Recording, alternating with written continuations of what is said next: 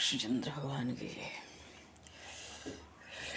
श्री गौरी शंकर भगवान की जय, श्री माँ के बहरलाल की जय, वृंदावन प्रेम धाम की जय,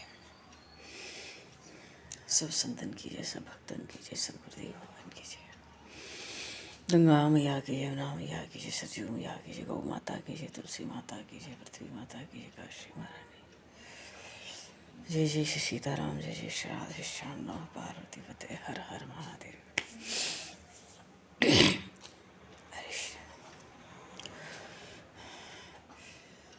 अनंत कोटि ब्रह्मांड नायक सर्वेश्वर गुणपरात्परम असंख्य कल्याण गुणगण निलय भक्तवंश कल्पतरु शरणागत वत्सल भक्तवत्सल दीनबंधु दयासंधव भगवान श्री राधा माधव की असीम कृपा करुणा से हनुमान जी महाराज की परम पावन भावमयी सन्निधि में, महापुरुषों के भावमयी उपस्थिति में एवं आप सभी श्रद्धालु भक्त वैष्णवों की मंगल सन्निधि में मानव जीवन का सर्वोत्कृष्ट फल भगवत गुणगान, भगवत स्मरण का आनंद हम सभी भगवान श्री कृष्ण की मधुर लीलाओं के माध्यम से प्राप्त करने जा रहे हैं।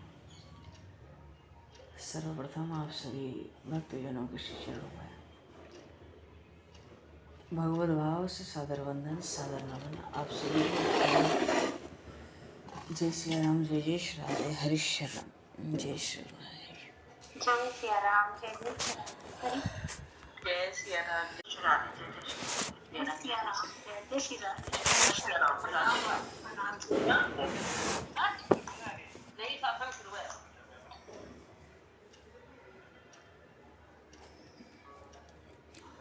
वंशी विभूषितकरान्नवनीरदाभात् पीताम्बरादरुणबिम्बफलाधरोष्ठात् पूर्णेन्दुसुन्दरमुखादरविन्दनेत्रात् कृष्णात् परं किमपि तत्त्वमहं न जाने।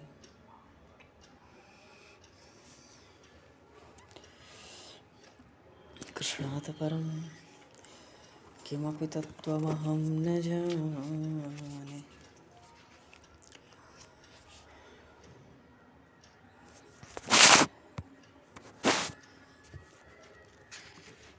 हरिशरण भगवान श्री कृष्ण अपने सखाओं के साथ ब्रज में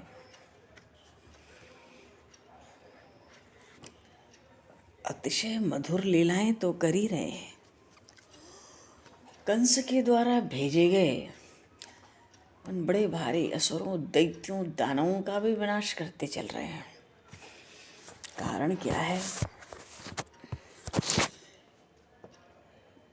कि बालकृष्ण वो पूर्ण परात्पर ब्रह्म तो अपनी बाल लीलाओं का आनंद ले रहे हैं और उसका आनंद दे रहे, पर कंस को तो दिन रात ये चिंता सता रही है कि मेरा शत्रु, मेरा काल दिन प्रतिदिन बलवान हो रहा है।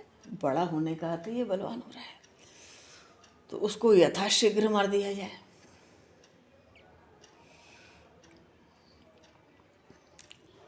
तो कंस को कहाँ चैन पड़ रही है। गरुण जी महाराज, गरुण महाज्ञानी गुण राशि,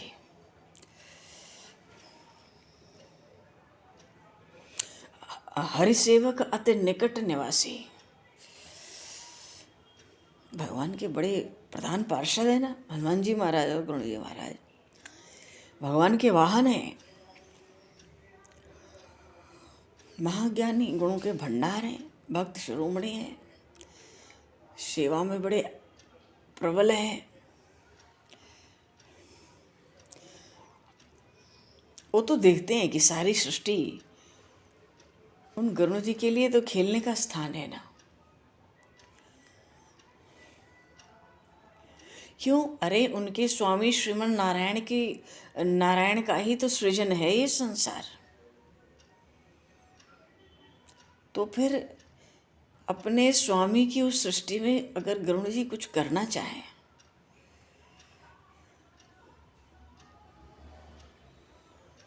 या गरुड़ जी कुछ करना चाहे और कोई मना करे, तो अनधिकार चेष्टा है। ऐसा गरुड़ जी का भाव है। सृष्टि तो मेरे स्वामी की है, मैं उनका वाहन हूं। फिर मुझे मना करने वाला सृष्टि में किसी बात के लिए कोई कहाँ है?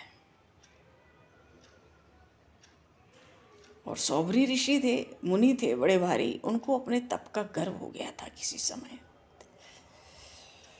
बात ये थी कि ब्रज वृंदावन में जमुना जी के तट में ही आकर तप कर रहे थे वो, जमुना जी के हृदय में। और कैसे जल के भीतर बैठकर तप कर रहे थे, जमुना जी के भीतर।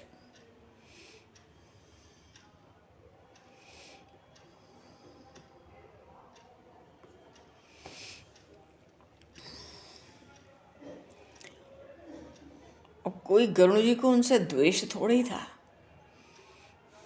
बड़े दूर से कहीं से आ रहे थे गरुड़ जी, बड़ी भूख लगी थी गरुड़ जी को। तो उस जमुना जी का वो जो हृदय था, उसके पास में ही एक महान विशाल एक कदम्ब का वृक्ष था। तो दूर से ही गरुड़ जी को लगा, भाई गरुड़ जी उतर रहे हैं तो कहाँ उतरे? विमानों की जैसे।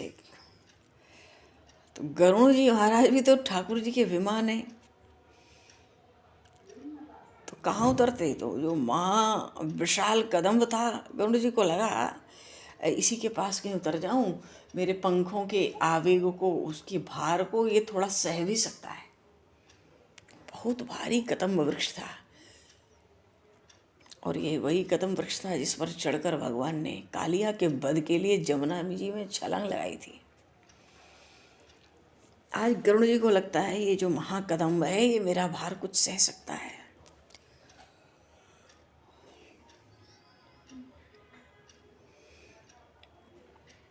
और गरुड़ जी की माता है विनता जी, महर्षि कश्यप की पत्नी है, और कद्रू भी उनकी पत्नी है।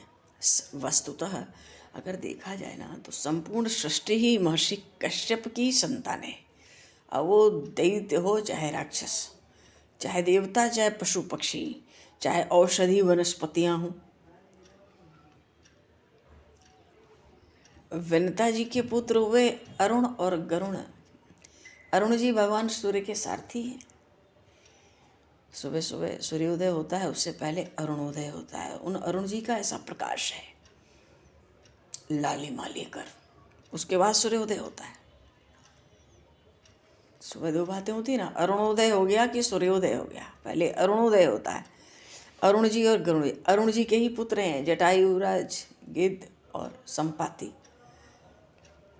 और ये हैं गरुण जी। तो इनकी माँ विनता और कद्रू खास बहनें हैं, पर कद्रू ने छल करके विनता जी को अपनी दासी बना लिया और गरुण जी को अपना दास बना लिया। विनता जी के सारे पुत्र हैं, जितने सर्प नाग हैं ना सृष्टि में, सब महर्षि कश्यप की संतान है, पर कद्रू जी के पुत्र हैं। और विनता जी के केवल अरुण और गरुण। छल कपट करके दासी बना लिया कद्रू ने अपनी बहन विनता और उसके पुत्र को, गरुण को। क्योंकि अरुण तो जन्म के साथ ही चले गए भाई सूर्यदेव के पास, उनके सारथी बन गए। वो नीचे से पंगु थे, और वो भी चलो। अच्छा, एक दिन क्या हुआ, ये दोनों बहनें बैठी थी, तो कद्रू तो नागों की माता है। तो एक दिन उसने अपनी बहन विनता से कहा, विनता ये बता कि सूर्य के रथ के जो घोड़े हैं उनकी पूंछ काली है कि सफ़ेद है? विनता जी ने देखा बड़ी सरल थी, उन्होंने कहा घोड़ों के जो पूंछ है सूर्य के रथ की वो तो सफ़ेद है, बिल्कुल श्वेत। कद्रू ने कहा काली है। अरे पिताजी ने कहा नहीं सफ़ेद है। कद्रू ने कहा मैं तुझे कल दिखाऊंगी। रात को ही अपने सर्प पुत्रों से कह दिया, जाके सूर्यदेव के जो घोड़े हैं उनकी पूंछ में लपट जाओ तुम लोग। और विंता जी को जब दिखाया तो भाई काले दिखे पूंछ। बात भाई कोई बात नहीं थी, बात में बात हो गई। तो पहले ही शर्त लग गई थी, विंता जी को पूरा विश्वास था कि सफ़ेद पूंछ है सूर्य के घोड़े की। कद्रू ने पहले ही कबुलवा लिया कि अगर जिसकी हार होगी उसको एक दूसरे का दासी बनना पड़ेगा परिवार के साथ। अब परिवार में कौन है? महर्षि कश्यप को दासी बनाएगी? अरुण जी है नहीं, गरुण जी थे और बाहर थे। विंता जी ने हाँ कर दी थी और कद्रू ने छल कपट करके काली पूंछ दिखाई सूर्य के घोड़ों की। तो इनको दासत्व स्वीकार करना पड़ा। और जब गरुण जी लौटे तो उनको भी बताया, बेटा जो कहे वही करो, हम भी करें तुम भी करो। तो एक बार गरुण जी ने पूछा अपनी माँ विंता से कि माँ ऐसी क्या बात है, मेरे नाम से सृष्टि में सब हिल जाते हैं और मुझे अपनी मासी की उसके सर्पों की दास्ता करनी पड़ती है। तो विंता जी ने कहा बेटा क्या करें? गरुड़ जी कहा नहीं माँ, तुम उससे पूछो कि हम लोग ऐसा क्या करें कि अपनी दास्ता से मुक्त कर देगी। तो विंता जी ने कद्रू से कहा तो कद्रू ने कहा कि स्वर्ग में अमृत का कलश है, वो लाके तू मुझे दे दे, तेरा पुत्र तो बड़ा बलवान है, तो मैं तुम माँ बेटे दोनों को अपनी दास्ता से मुक्त कर दूंगी। तो गरुड़ जी, महाभारत में भी कथा आती है कि स्वर्ग में जो अमृत का कलश है उसकी रक्षा कैसे होती है, 5 अध्याय में कथा है।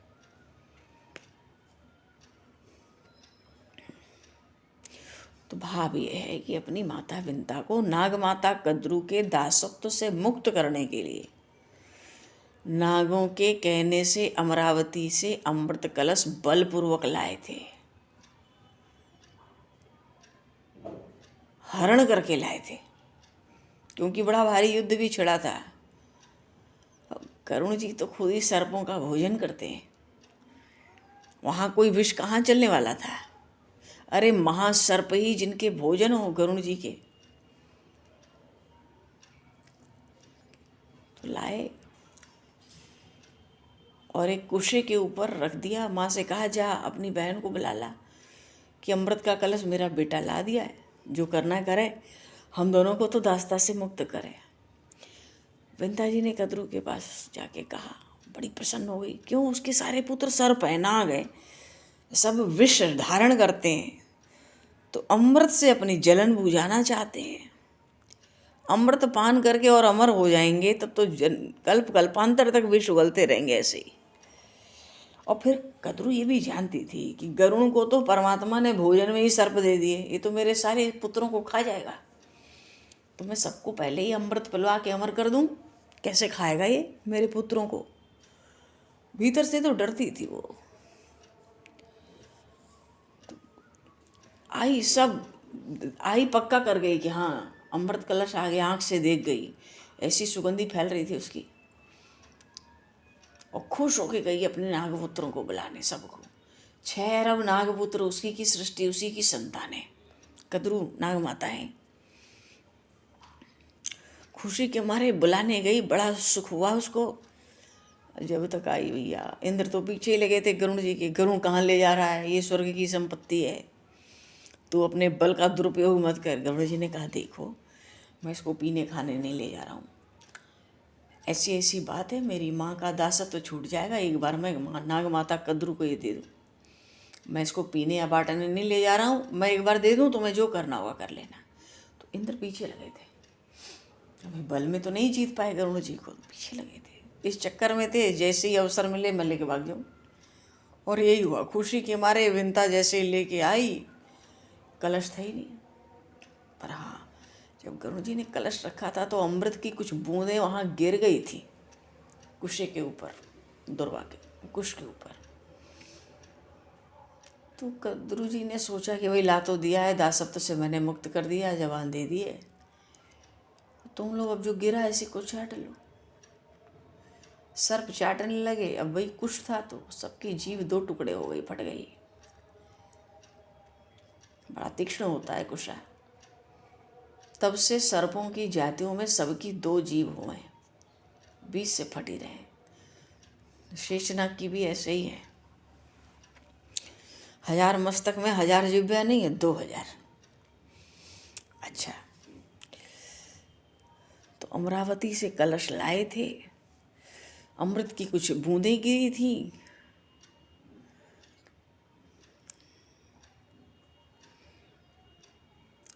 तो कुछ अमृत की बूंदें उस महाकदम्ब पर भी पड़ गई थी, जमुना जी के तट पर। तो इस महाकदम्ब में अपार शक्ति आ गई तब से ब्रज वृंदावन में। इसी कारण उस वृक्ष पर गरुड़ जी बैठ सके। तो जब गरुड़ जी वहां बैठे तो गरुड़ जी का शरीर इतना विशालकाय, उस सौभरी ऋषि ने जल में से ही अपना मस्तक निकाला और मना करना शुरू कर दिया, मानो यहाँ नहीं, यहाँ मत बैठो, यहाँ नहीं, कहीं और जाओ, यहाँ आखेट करना वर्जित है।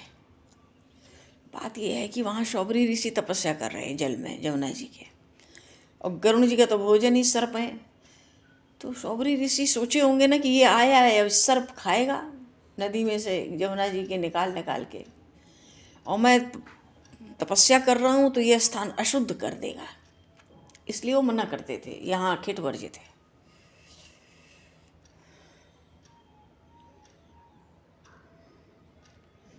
कर्ण जी ने सोचा, अरे ये बड़ी अच्छी बात हो गई, ये मुनि तो थोड़ी जटाएं बढ़ा लिया, थोड़े दिन जल में रह के जप कर लिया, समझने लगा है कि यही संसार में बड़ा समर्थ है। इसको तो इतना नहीं पता, दूसरों को जो उद्विग्न करे और दूसरों से जो उद्विग्न हो वो महात्मा नहीं होता। लगता है इसको अपने तपस्या के इस स्थान से और यहाँ के जल जीवों से मोह हो गया है। कैसा महात्मा है, इस स्थान को भी अपना मानता है।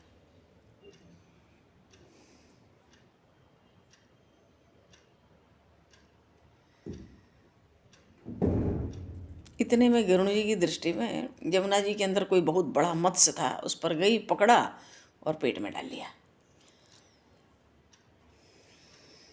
भाई प्राणी के लिए परमात्मा ने जो उसकी प्रकृति दी है खान पान की, उसके अनुसार ही तो उसका आहार निश्चित कर दिया। गरुड़ जी कोई शाकाहारी थोड़ी बन के रह सकते।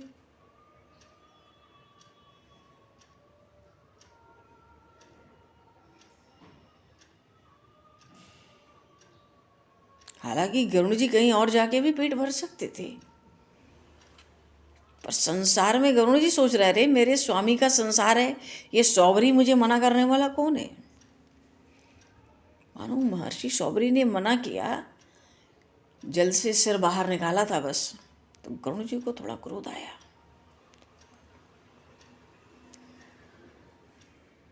पर जब सौभरी ऋषि ने देखा अरे ये तो आहार करता है, श्राप दे दिया गरुड़ जी को, गरुड़ यदि फिर से तू यहाँ आएगा ना, किसी प्राणी को आहार बनाएगा तो तत्काल तेरी मृत्यु हो जाएगी।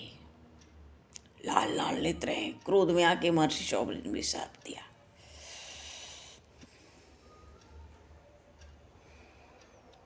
गरुड़ जी को और क्रोध आ गया। क्यों?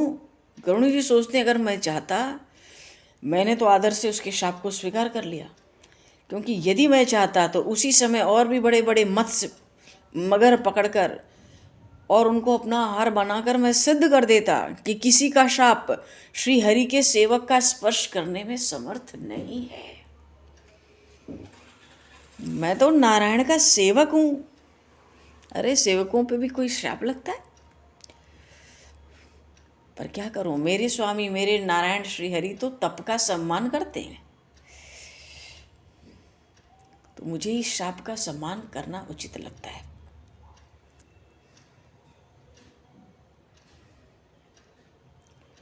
अब छोटे छोटे जीवों से गरुड़ जी का क्या, उस हृदय में केवल छोटे छोटे आकार की मछलियाँ ही थीं।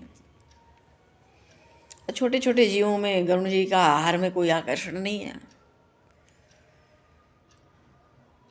पर गरुड़ जी भी समझ गए इस सौबरी को ना इन मछलियों में मोह हो गया है, इस स्थान में रह रह के। जो जहाँ रहता है उसको वहीं की आसक्ति पकड़ लेती है, वहीं के जीवों की। अब इसका जो तप है ना जल्दी ही भ्रष्ट होने वाला है, मोह के कारण है। महात्मा है पर मोह नहीं छोड़ता। इसलिए गरुड़ जी भी बिना विवाद किए चल पड़े, निकल गए वहां से गरुड़ जी। हाँ, छोड़ दिए शौबरी ऋषि को। पर क्या करें, गरुड़ जी के स्वामी जो भगवान श्री हरि हैं, उनका स्वभाव है भगवान के निज जन का कोई संकेत से भी अपमान करे, भगवान क्षमा नहीं करते।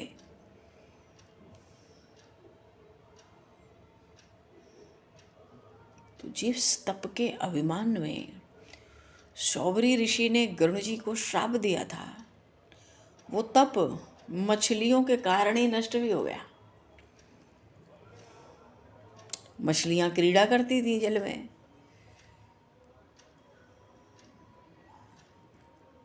मन चंचल हो गया महर्षि शौबरी का। अयोध्या नरेश महाराज मानधाता के पास चले गए और वहां जाकर 50 कन्याओं का पानी ग्रहण कर लिया। देखो, बात यह है कि जिस समय श्राप दिया गरुड़ जी को, उसी समय जो उनका संचित तप था उसी क्षण समाप्त हो गया था, भक्त अपराध के कारण।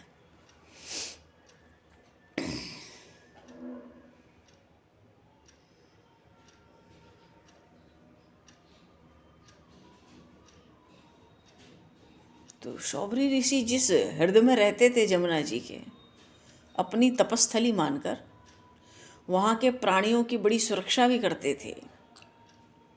वहाँ गरुड़ जी के स्वामी श्री नारायण ने कालिया को लाकर बसा दिया। वो हृदय के भीतर ही नहीं, हृदय के ऊपर भी। हृदय क्या होता है जमुना जी में, बड़ा भारी एक गड्ढा सा होता है जिसमें बड़े बड़े जल जंतु विशेष अपना विश्राम करने का स्थान बना लेते हैं।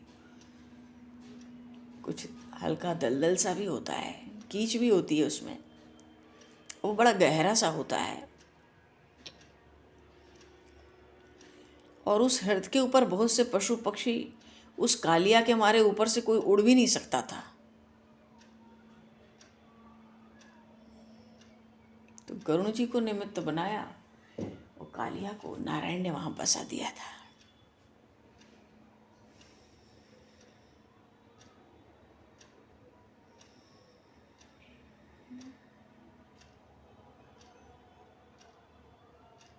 अच्छा, समुद्र का एक रमणक द्वीप नागालय है।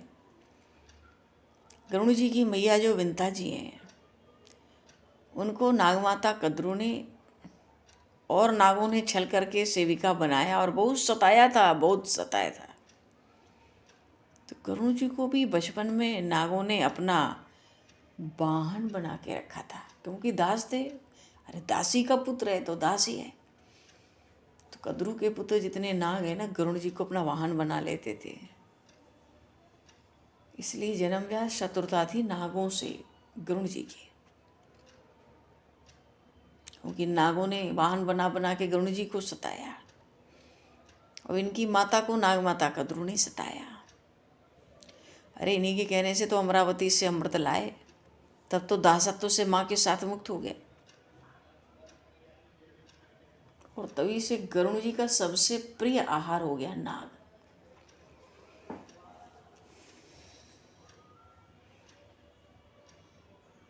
तो सब नाग कहाँ रहते? रमणक द्वीप पर। समुद्र में एक रमणक द्वीप है, नागालय है, मानो सब नाग वहीं रहते हैं अपना आवास बनाकर। तो जब भूख लगती है गरुड़ जी वहीं पहुंच जाते हैं। और फिर शत्रुओं का आखेट करना और शिकार तो कोई संभाल कर तो करता नहीं है, जो जब मिल जाए। गरुड़ जी उनको मार नहीं जाते वहाँ, पर भगवान शेष बड़े सम्माननीय पूजनीय है गरुड़ जी के लिए। गरुड़ जी अपने स्वामी भगवान नारायण के बाद अगर सृष्टि में किसी का आदर करते हैं तो वो है भगवान शेष।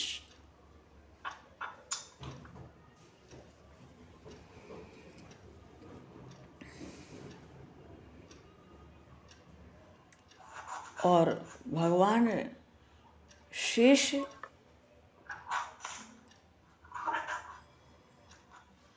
अपने जो नाग भाई दुखी हो गए ना कि गरुड़ जी खा जाते हैं,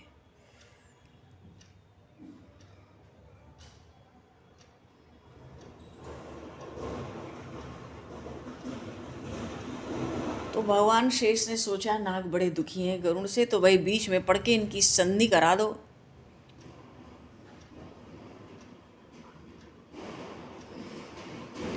गरुड़ जी की संधि करा दी नागों के साथ।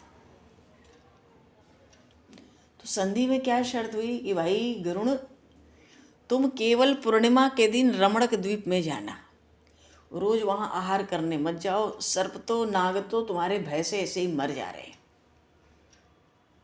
तो महीने में एक दिन निश्चित हुआ पूर्णिमा का दिन कि तुम उसी दिन जाना।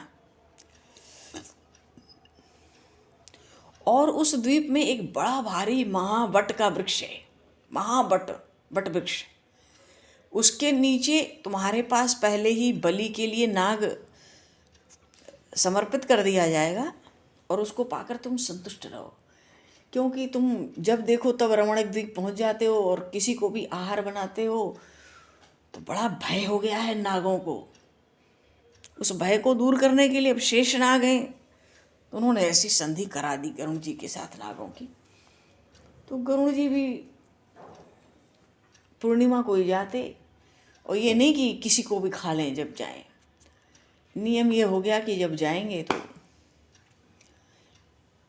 वहाँ जो बलि रखी रहेगी वही खाएं, आतंक न फैलावें। तो नाग भी हर पूर्णिमा को उस वृक्ष के नीचे गरुड़ जी के लिए पर्याप्त आहार रख देते थे, मानो अपने में से कोई एक महानाग वहाँ प्रस्तुत कर देते थे गरुड़ जी के लिए। भगवान अनंत का, भगवान शिव का आदेश ही तो माना गरुड़ जी ने, और बहुत समय तक ये क्रम चलता रहा।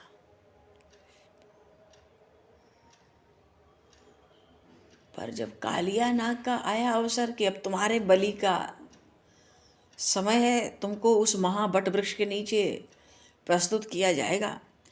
अब इसके 100 मस्तक हैं, शेषनाग के 1000 मस्तक हैं ना, कालिया के 100 मस्तक होते हैं।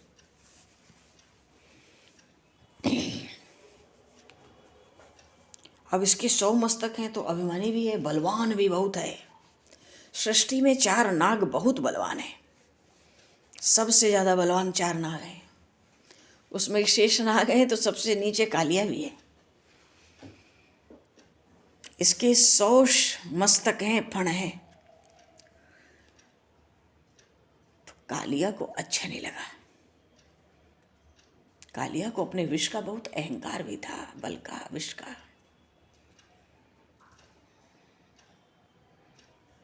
एक दिन तो वो क्या किया, पूर्णिमा की तिथि में उस महावट के वृक्ष के नीचे जितना आहार नागों का रखा गया था गरुड़ जी के लिए, खुद ही खा गया। वो गरुड़ जी वहां उतरने ही वाले थे, उतरते उतरते अपना आहार खाने के लिए उतरने वाले थे। उन्होंने देख लिया कालिया की दुष्टता को कि मेरा आहार, मेरी बलि इसने खा ली।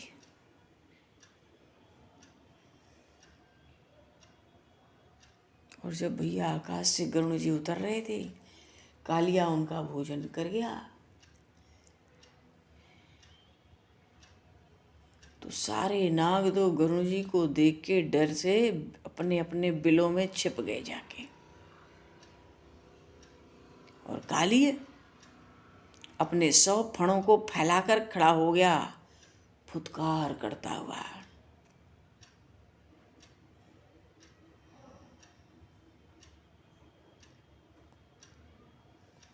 और गरुड़ जी ये तो अभी अपने अभिमान में फूट रहा था ना, कालिया 100 फण है, मैं इतना विषैला हूँ। गरुड़ जी ने जब इसकी दुष्टता देखी तो अपने बाएं पंख के से एक बहुत हल्का सा प्रहार उसके ऊपर किया, नाम मात्र, और उस आघात से प्रहार से जाकर समुद्र में गिरा, रमणक द्वीप से बहुत दूर गिर गया, जल में डुबकी लगाया और भागा। पर वो करुण जी कहते हैं वो कायर कालिया, उस दिन उसके कारण उसकी नाग जाति का कितना विनाश हुआ वो भी तो वो नहीं देख सका। मानो गरुड़ जी न जाने कितनों नागों को क्रोध में आके खा गए थे उस दिन, काली की दुष्टता के कारण। अच्छा, काली समुद्र में गिरा तो गंगा में, फिर वो जमुना जी में, और फिर वहां से वो वृंदावन पहुंचा। अरे उस काली को भी सौबरी ऋषि के शाप का पता होगा ना, कि सौबरी ऋषि ने गरुण को शाप दिया है, गरुण तू यहाँ आएगा ना, यहाँ ब्रज वृंदावन जमुना जी में तेरा मस्तक फट जाएगा, उसी समय तू मर जाएगा। काली सोचा अब यहीं सुरक्षित रह सकता हूँ गरुण से।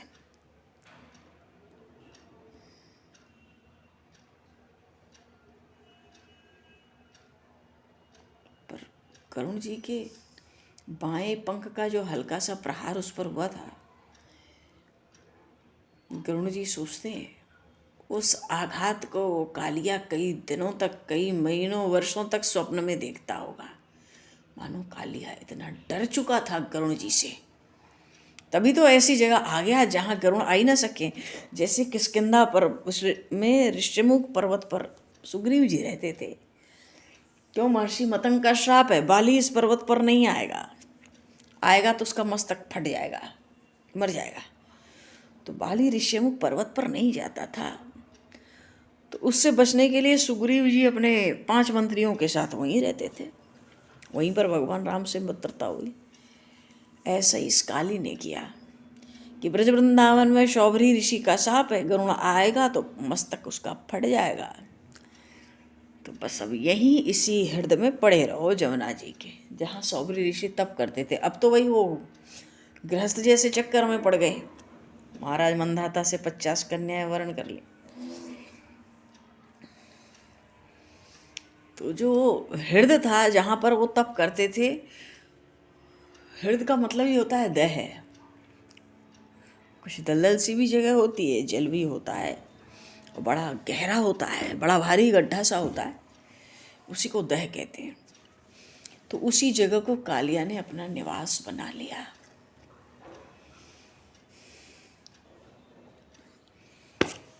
और इस तरह से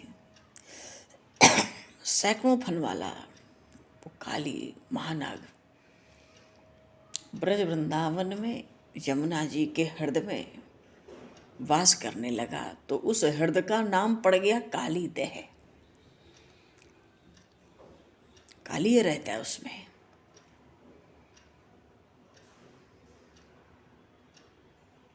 और पीछे उसने अपना पूरा परिवार उसने वहीं बुला लिया।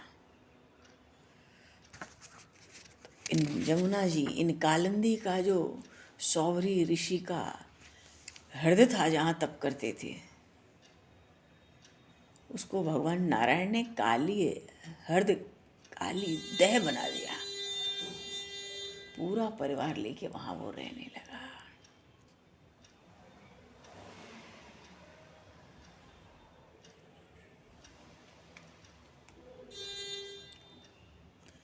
बोले श्री गरुण जी महाराज की जय। तो भाई ये तो एक भूमिका थी बहुत छोटी सी, ये काली कैसे आ गया यहाँ पर, और भगवान उसका वध करना क्यों चाहते थे, दंड देना चाहते थे। भक्ता अपराध करके भगा है, और फिर इतना विष है, यहाँ आकर फिर उसका अहंकार वैसा ही हो गया। गरुण जी की मार को भूल गया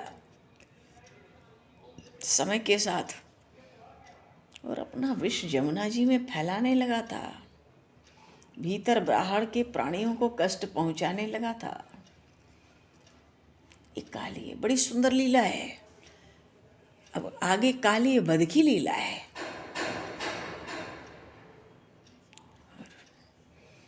बड़ी विलक्षण लीला है भगवान श्री कृष्ण की, गौचारण करते हुए।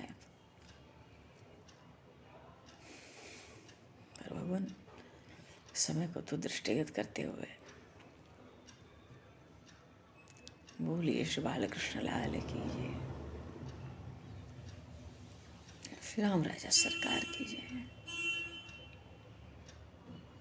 गौरी शंकर भगवान की जय, हनुमान जी महाराज की जय, सब संतन की जय, सब संतन की जय। इस समय को दृष्टिगत करते हुए आज अब यहीं पर वाणी को प्रणाम, वाक्य पुष्पांजलि प्रभु के श्री चरणों में सादर समर्पित। अब आगे का प्रसंग आगे लिया जाएगा। आप सभी को यथा योग्य जय सिया राम, जय जय श्री राधे। जय गुरु महाराज, जय गुरु महाराज, जय सीताराम, हरि ओम, हरि ओम, हरि ओम।